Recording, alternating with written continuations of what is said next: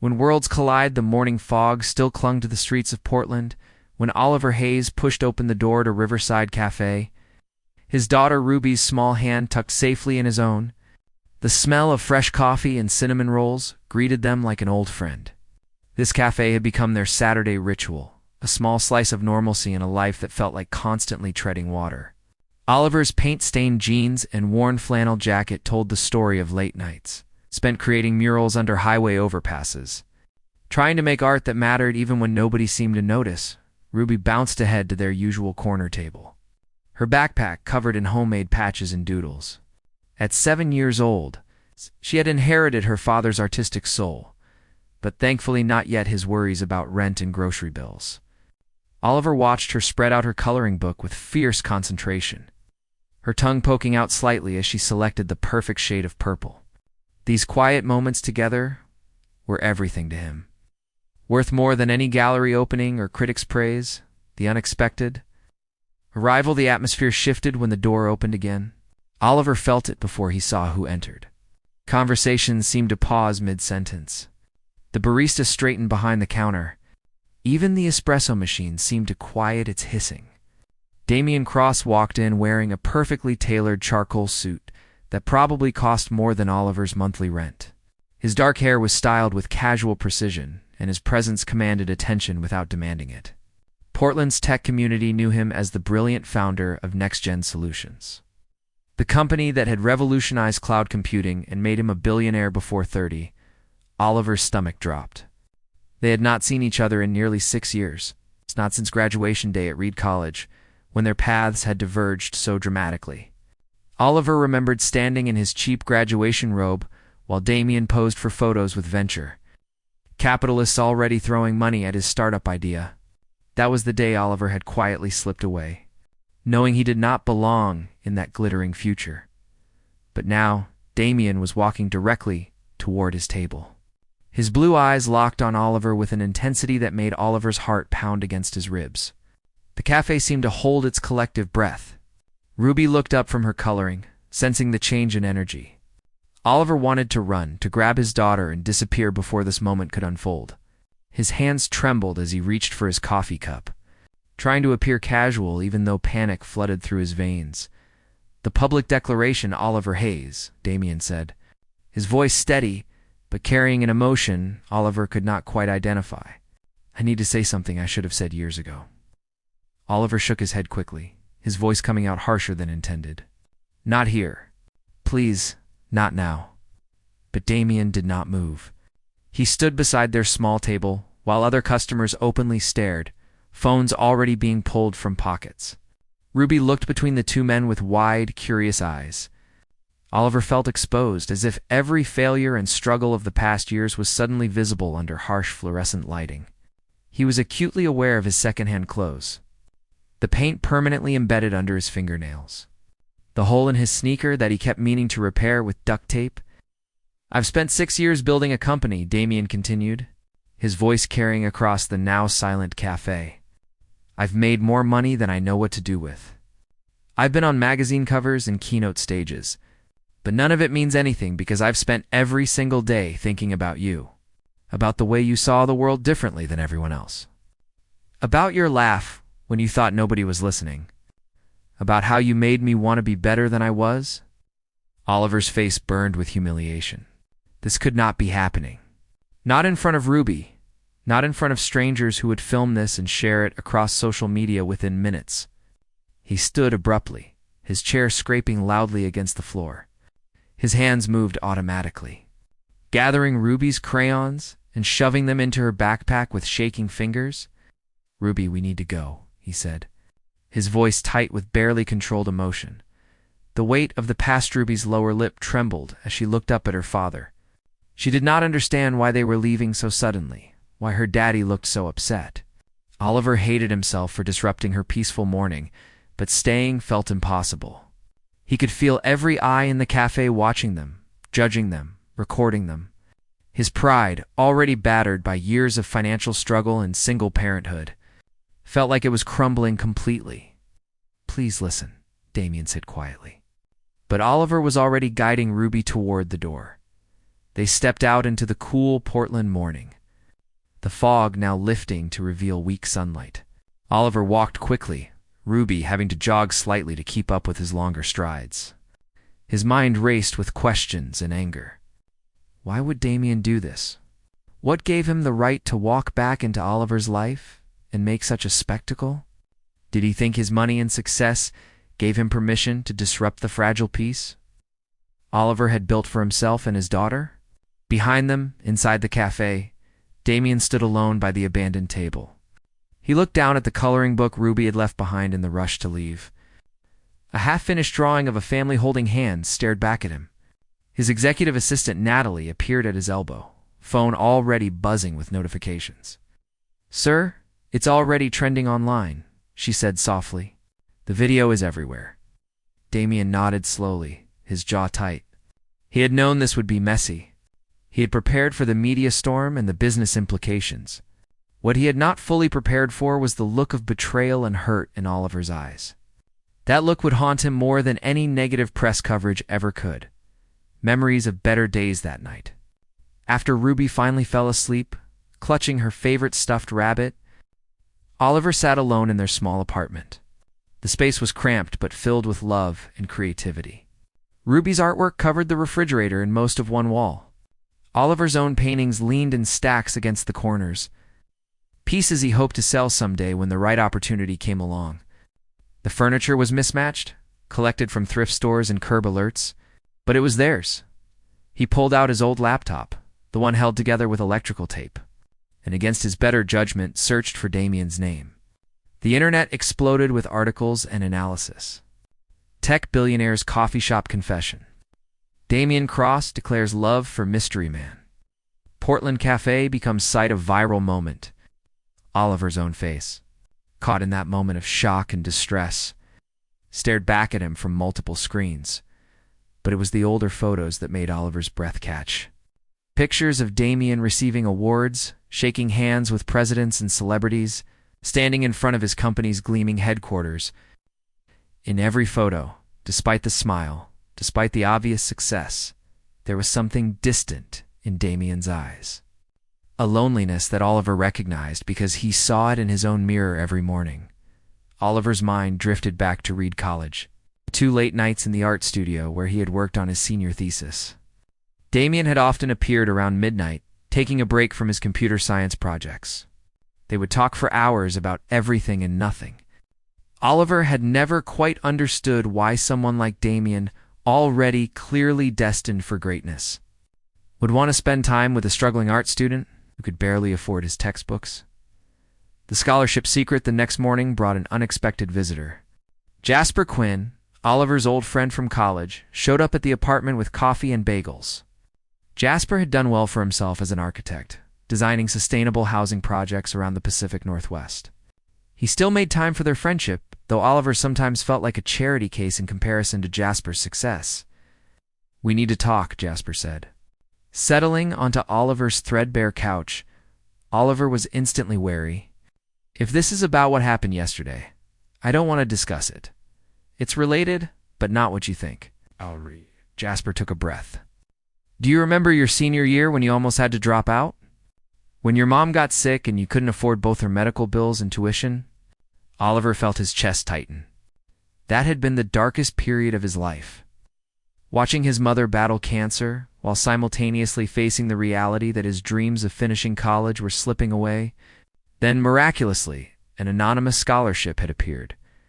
The Reed College Emerging Artists Fund had covered his remaining tuition and even provided a small stipend for supplies. What about it? Oliver asked, though something in Jasper's expression already told him where this was going. "There was no Emerging Artists Fund," Jasper said gently. "I mean, there is now, but back then, it didn't exist. Damien created it. He went to the financial aid office with a cashier's check for $50,000 and made them promise never to tell you where it came from." The words hit Oliver like a physical blow. His scholarship, the one thing he had earned on his own merit, the achievement he had clung to during his hardest moments, had been a gift from Damien, bought and paid for. His vision blurred as anger and humiliation crashed over him in waves. "How long have you known?" Oliver asked, his voice dangerously quiet. I only found out 2 years ago, and Damien made me swear not to tell you. But after yesterday, after seeing what's happening online, I thought you deserved the truth. Oliver stood and walked to the window, looking down at the street below. People were going about their normal Sunday mornings, oblivious to the fact that his entire understanding of his own life had just been rewritten. Every accomplishment suddenly felt tainted. Every moment of pride now carried the shadow of charity.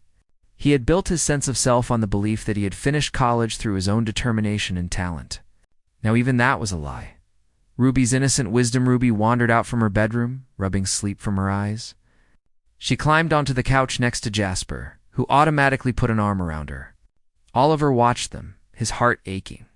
Ruby deserved stability, a parent who could provide for her without constant stress and struggle.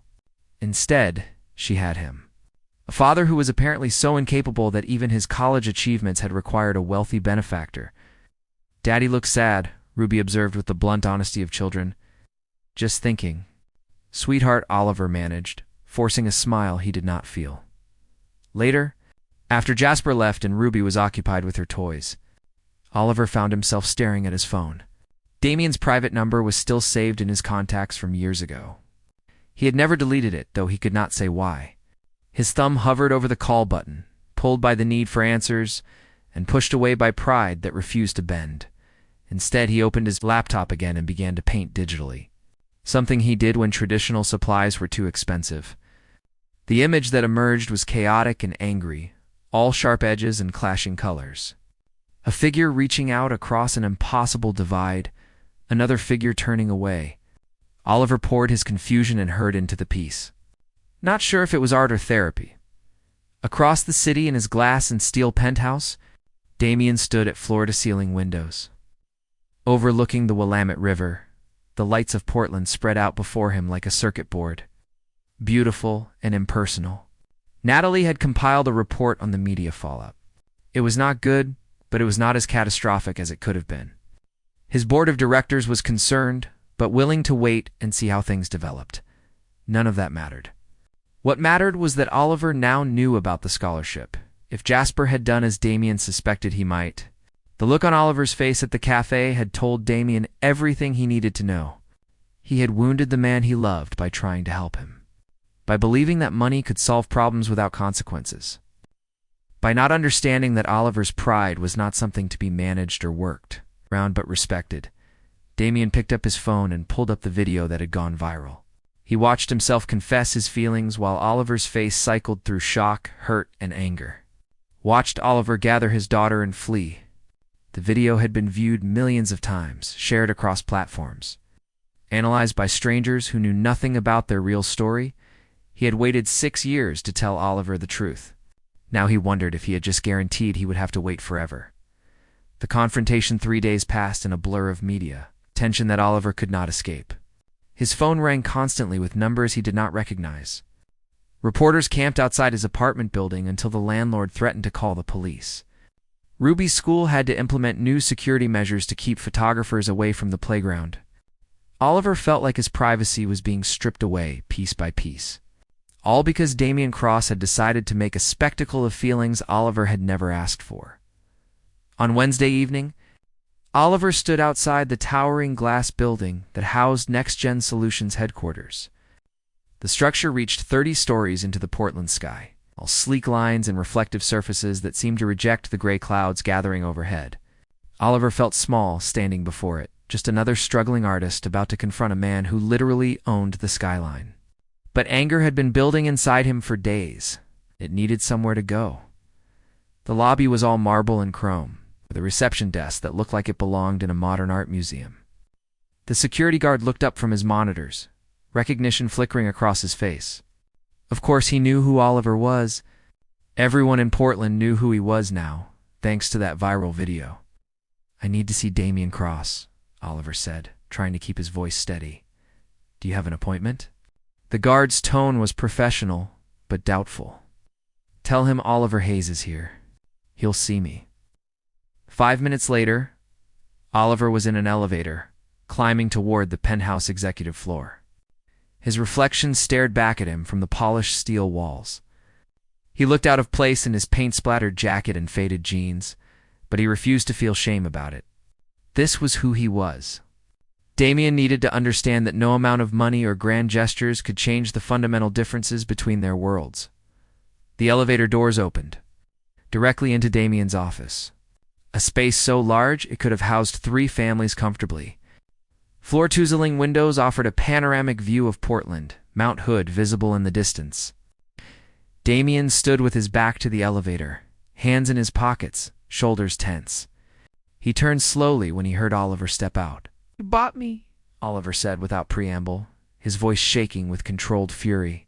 "You bought my education like I was some kind of investment project. Did it make you feel powerful? Did it make you feel good to play puppet master with my life?" Damien's face remained calm, but his eyes showed pain. "It wasn't like that."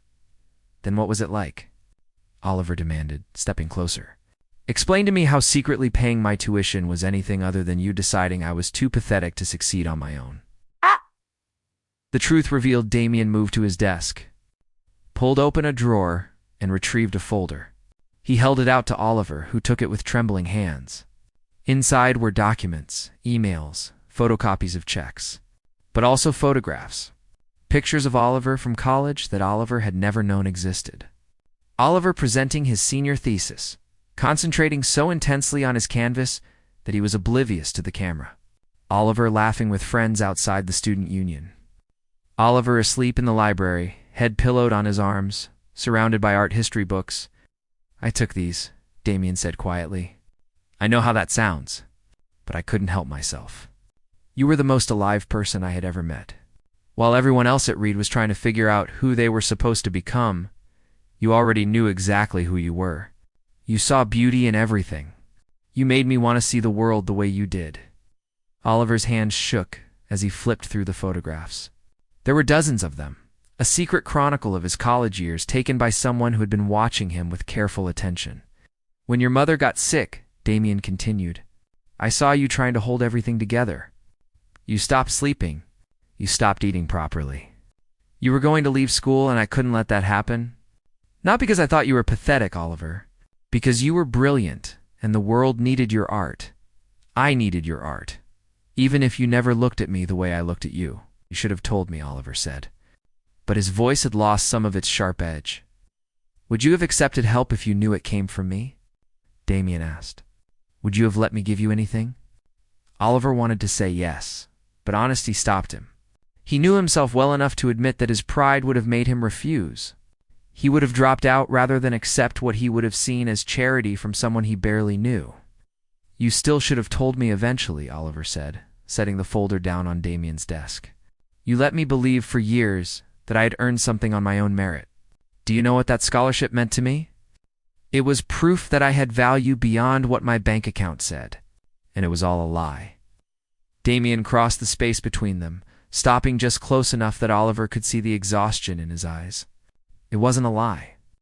The scholarship committee reviewed your work. I made the fund anonymous and had real art professors evaluate applications. You won it fair and square based on your portfolio. All I did was create the opportunity. You earned everything else yourself." Ruby's letter before Oliver could respond. Natalie knocked and entered, carrying a manila envelope. She looked between the two men, clearly aware of the tension, and quickly handed the envelope to Damien before retreating. "This came to my office today," Damien said, opening it carefully. Inside was a drawing in bright crayon. A rainbow arched over 3 stick figures holding hands, 2 tall figures and 1 small one between them. Beneath it, in careful 7-year-old handwriting, was a letter. "Dear Mr. Damien," Oliver read aloud, his voice catching. "My daddy cries at night when he thinks I am sleeping. I heard him tell Uncle Jasper that he does not know how to fix things. I think you are sad too, because in the video, your eyes looked like Daddy's eyes when he is sad. My teacher, Mrs. Bennett, says when people are sad, they need kindness. I am sending you kindness. Also, Daddy is a really good daddy, even though we do not have a lot of money. He makes the best pancakes and tells funny stories, and his hugs fix almost everything. Maybe you could try his hugs. Love, Ruby. P.S. Thank you for helping my daddy stay in college. He told me about it, and I think it was nice." Oliver's vision blurred. He pressed the heels of his hands against his eyes, trying to hold back tears. His daughter, his beautiful, intuitive daughter, had somehow understood what he could not quite grasp himself. That two people could both be hurting. That kindness mattered more than pride. "She mailed this herself," Damien said softly. "Put a stamp on it and everything." "Your daughter is remarkable, Oliver. She deserves better than this circus," Oliver said, his voice breaking. "Better than reporters following her to school and strangers analyzing her family online? I built a quiet life for us, and you destroyed it in one morning." Damien nodded slowly. "You're right. I was selfish. I told myself I was being brave and honest, but really, I was just tired of carrying it alone.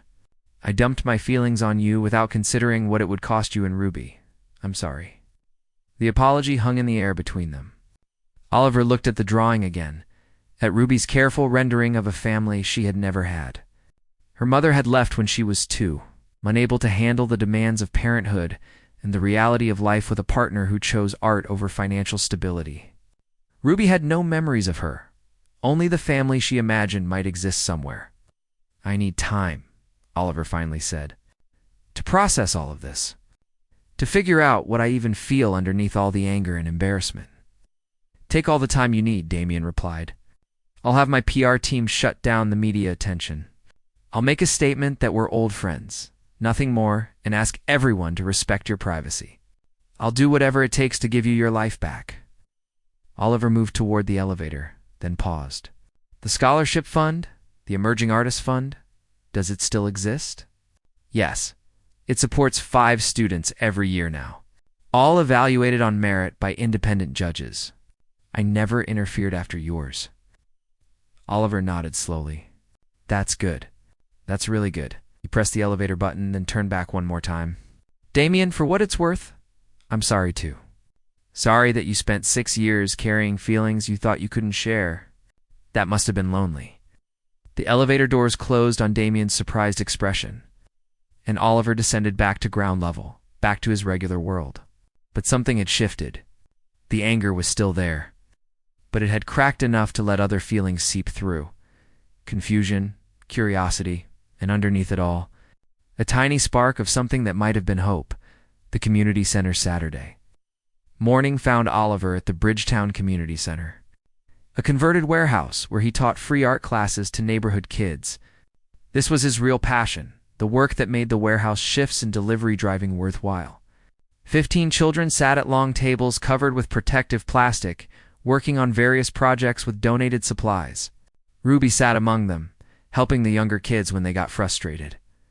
Oliver moved between tables, offering encouragement and gentle guidance. A 10-year-old named Marcus was attempting a portrait of his grandmother. "I can't get her eyes right," he complained. "Eyes tell stories," Oliver said, crouching beside him. "What story do your grandmother's eyes tell?" Marcus thought about it. "That she's tired but happy. She works a lot, but always smiles when I come home from school." "Perfect. Now put that feeling into the drawing. Don't worry about making them technically perfect. Make them true." He was so focused on his students that he did not notice. Damien entered through the back door until Ruby's excited voice called out, "Mr. Damien, you came." Oliver spun around to find Damien standing awkwardly by the entrance, looking remarkably out of place in his expensive casual wear among the paint-splattered chaos. Ruby ran to him, grabbing his hand and dragging him toward her project. "Did you invite him?" Oliver asked Diego Santos, the community center coordinator. Diego shrugged apologetically. "Ruby called the number on his business card and told him about our class. I didn't know until he showed up." "Want me to ask him to leave?" Oliver watched Damien crouch down to Ruby's level, examining her painting with genuine interest and asking questions that made her beam with pride. Several other kids had gathered around, curious about the well-dressed stranger. Damien did not seem bothered by their pain-covered hands tugging at his sleeve or their rapid-fire questions. "No," Oliver heard himself say. "Let him stay."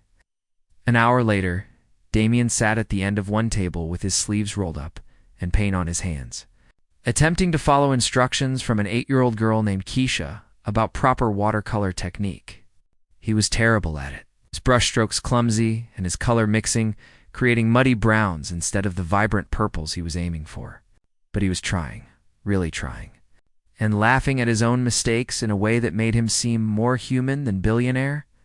"You're really bad at this," Ruby informed him with brutal honesty. "I really am," Damien agreed cheerfully. "Your dad got all the artistic talent. I got the boring computer skills." "Computers aren't boring," Marcus interjected. "My mom says people who are good with computers make lots of money." "Money isn't everything," Damien said, glancing up to meet Oliver's eyes across the room. "I'd trade a lot of my money to be able to create something beautiful like your teacher does." While the kids cleaned up and parents arrived for pickup, Oliver found himself standing beside Damien at the sink, washing brushes in companionable silence. It felt strange and natural all at once, like muscle memory from years ago when they would clean up the college art studio together.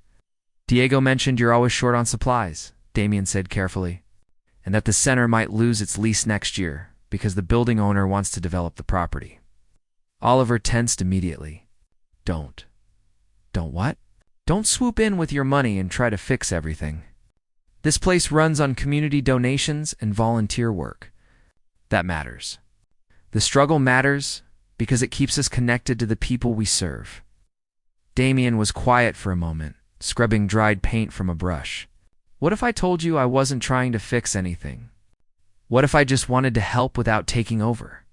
"I'd say I don't know the difference anymore," Oliver replied honestly. "Then let me show you." Damien set down the brush he was cleaning. "What if anonymous donors, multiple donors, contributed to a general fund that Diego controls completely? What if those same donors helped organize a benefit concert to raise awareness, with local artists keeping all the proceeds? What if someone with legal resources helped negotiate with the building owner on behalf of the community, not to buy the building, but to secure a longer lease at fair terms?" Oliver studied Damien's face, looking for the catch. "Why would you do all that without wanting credit or control?" "Because you taught me something in college that I forgot along the way to building my empire. You taught me that value isn't about ownership or recognition. It's about impact. These kids don't care who I am or what I own. They just care that someone shows up and pays attention to them. That's worth more than any quarterly earnings report." The benefit concert 3 weeks later. The benefit concert for Bridgetown Community Center took over Pioneer Courthouse Square. Local bands donated their time, food trucks offered discounts, and hundreds of people showed up despite the drizzling rain that never quite stopped in Portland. Oliver had spent days working on a mural that would be auctioned off, pouring his complicated feelings into layers of color and texture. Ruby worked the crowd like a tiny social butterfly, selling raffle tickets and charming everyone she met. She wore a t-shirt that said "Future Artist" that Mrs. Bennett had made for her, and she told anyone who would listen about how her daddy was the best teacher in the whole world. Damien attended but kept a low profile, standing at the back of the crowd in jeans and a Next Gen Solutions hoodie that helped him blend in. He had been true to his word. The PR statement had worked, and the media frenzy had died down. Oliver's life had returned to something approaching normal, though he caught himself looking for Damien in crowds more often than he wanted to admit. When Oliver's mural sold for $1,500 to a young couple who said they had always wanted to support local artists, Oliver felt emotion clog his throat. That money would buy supplies for months. It represented validation that his work mattered to people beyond himself. He found Damien after the concert. As volunteers were breaking down the stage, "Thank you," Oliver said simply, "for showing up, for keeping your distance, but still being here, for understanding what I needed." "I'm learning," Damien replied. "Slowly, but I'm learning." Ruby appeared between them, grass-stained and exhausted, but radiating happiness.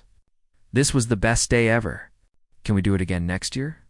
"If the community wants to," Oliver said, smoothing her wild hair. "I think they will," Damien said quietly, his eyes on Oliver rather than Ruby. "You've built something real here, something that matters." As they walked back to Oliver's truck through the emptying square, Ruby between them chattering about every detail of the day, Oliver felt something inside him begin to shift. His anger had burned down to embers, leaving room for other feelings to grow. He was not ready to name them yet, was not ready to examine them too closely. But they were there, undeniable as the rain on his face. The gallery opening 2 months past in a careful dance.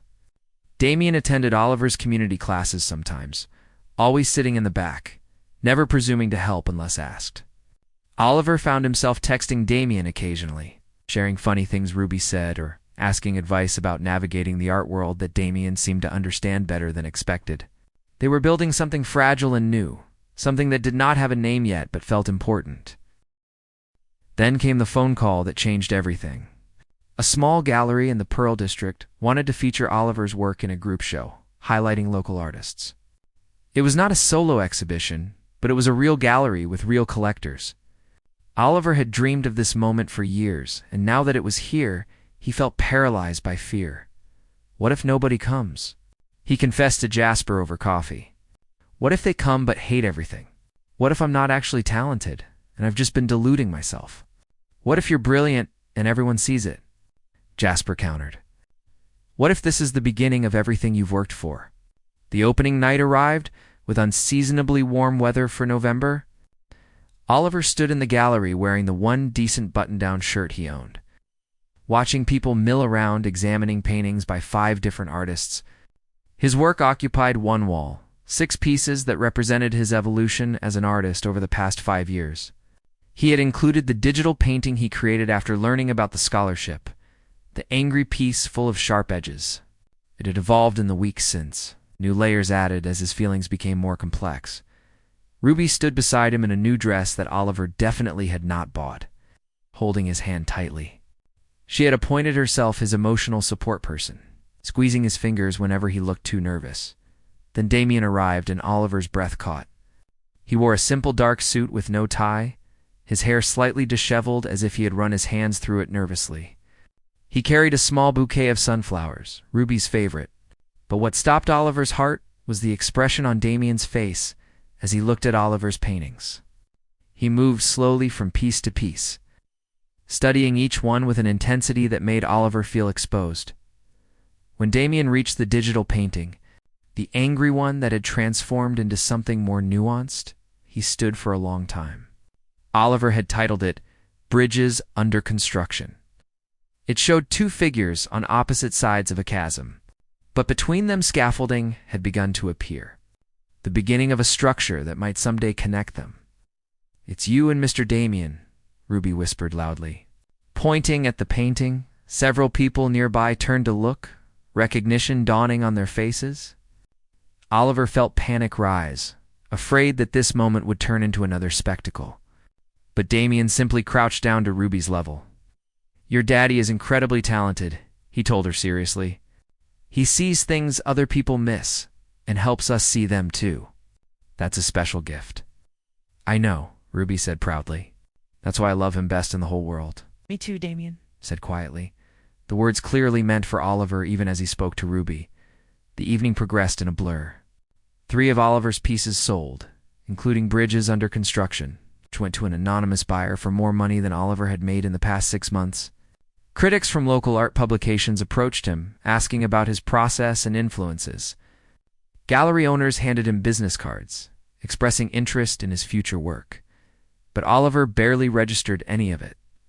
His attention kept returning to Damien, who stayed at the gallery long after most guests had left, talking with Ruby about her own artistic ambitions and making her giggle with exaggerated praise of her crayon techniques.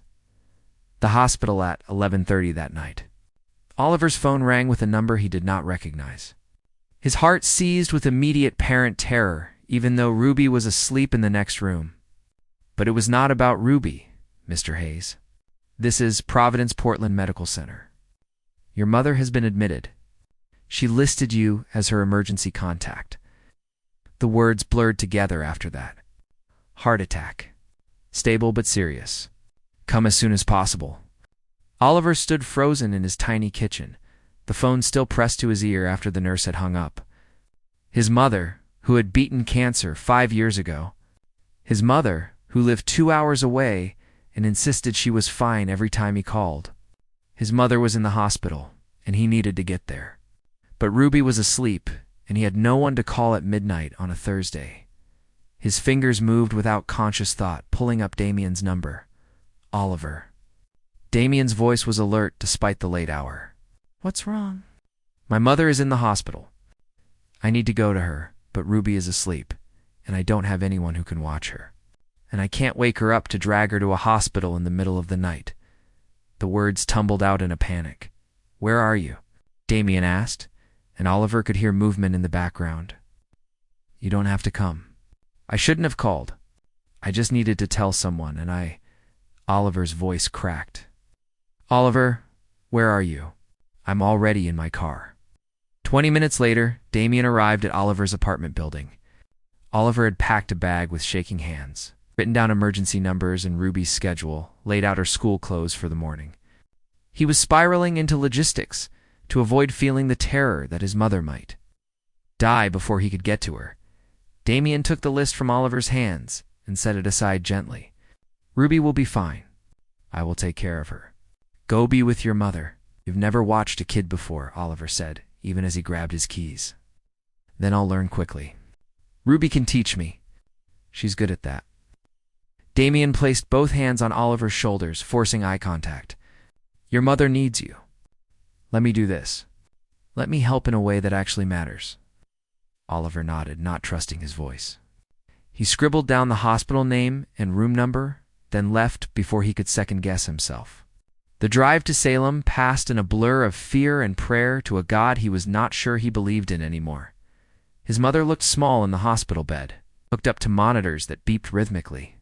But she was awake and arguing with the nurse about needing to get home to water her garden. Oliver almost cried with relief. Stop fussing, his mother said when she saw him. I'm fine. They're being dramatic. You had a heart attack, Mom. A tiny one. Barely counts. Die. But her hand gripped his tightly. Betraying her fear, Oliver sat beside her bed as dawn broke outside the windows, holding her hand and telling her about the gallery opening, about Ruby's latest artistic achievements, about everything except the complicated situation with Damien. His mother had sharp eyes, though, and she knew her son. This is about more than a heart attack, she said during a quiet moment. Something else is bothering you. So Oliver told her all of it, the story spilling out in the pale morning light. His mother listened without interruption, her thumb rubbing circles on the back of his hand the way she had when he was young and troubled. You know what I learned beating cancer? She said when he finished. Life is too short to let pride steal your happiness. That man paid for your scholarship not because he thought you were weak, but because he loved you even then. And now he's watching your daughter so you can be here with me. That's not pity, sweetie. That's love.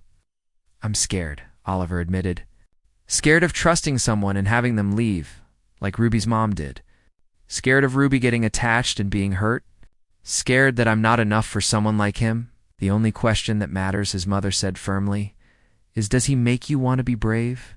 Because love should make us braver, not smaller. Back in Portland, Damien woke to find Ruby standing beside the couch where he had dozed off, staring at him with intense 7-year-old scrutiny.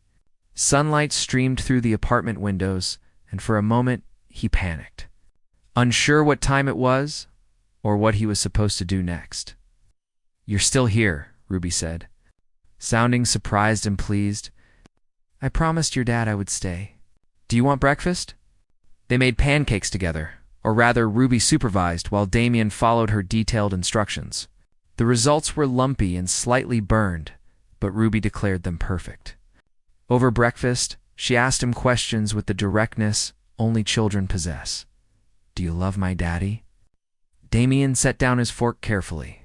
Yes, I do. Are you going to marry him? I don't know. That would be up to your dad. Ruby considered this seriously. I think you should. Then we could be a real family, and I would have a dad and another dad. You could teach me about computers while Daddy teaches me about art. Is that what you want?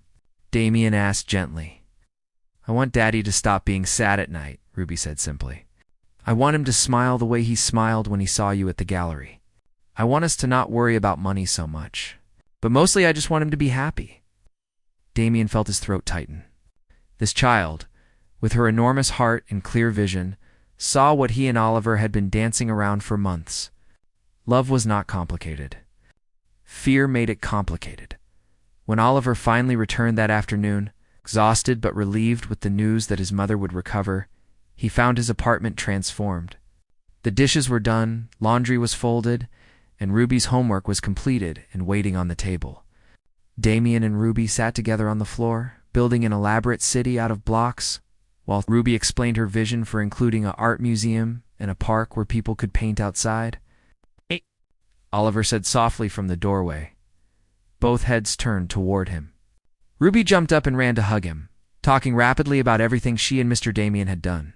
But Oliver's eyes were locked on Damien, who stood slowly, uncertainty clear on his face. "Thank you," Oliver said, and those two words carried the weight of everything he had been afraid to say before. "Thank you for staying. Thank you for caring. Thank you for showing me that accepting help is not weakness." "Anytime," Damien replied. "I mean that, Oliver. Anytime you need anything, I'm here." Ruby looked between them, then smiled with satisfaction. "Good," she announced. "Now you two should hug, because that's what people do when they love each other, and everyone knows you love each other, except maybe you." Oliver laughed, the sound breaking through exhaustion and fear. "Is that right?" "Ruby is very wise," Damien said, not moving, letting Oliver decide. And Oliver, thinking of his mother's words about being brave, crossed the space between them and stepped into Damien's arms.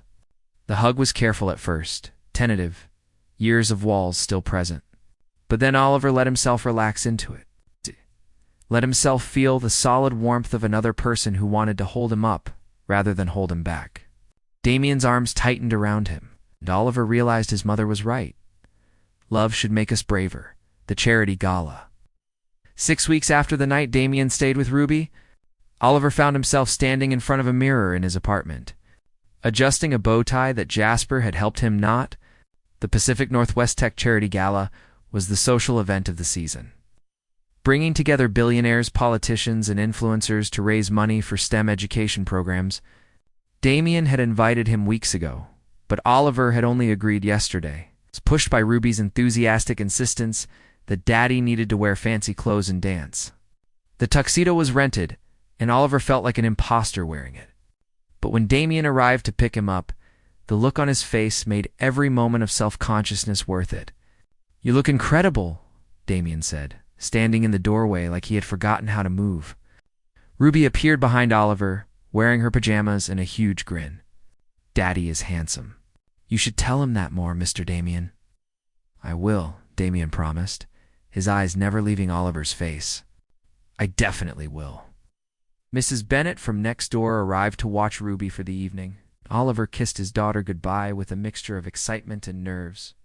The drive to the gala passed in comfortable conversation.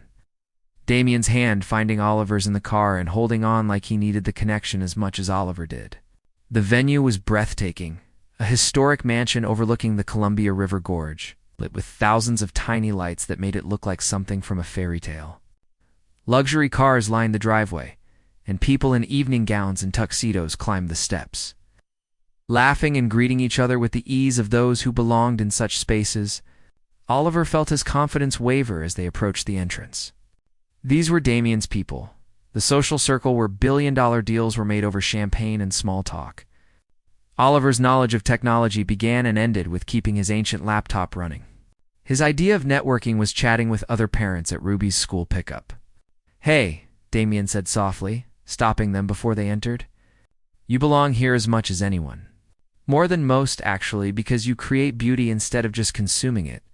Don't let anyone make you feel otherwise." Inside, the ballroom glittered with crystal chandeliers and elaborate, floral arrangements that probably cost more than Oliver's monthly rent. A string quartet played in one corner while servers circulated with champagne and hors d'oeuvres that looked too artistic to eat.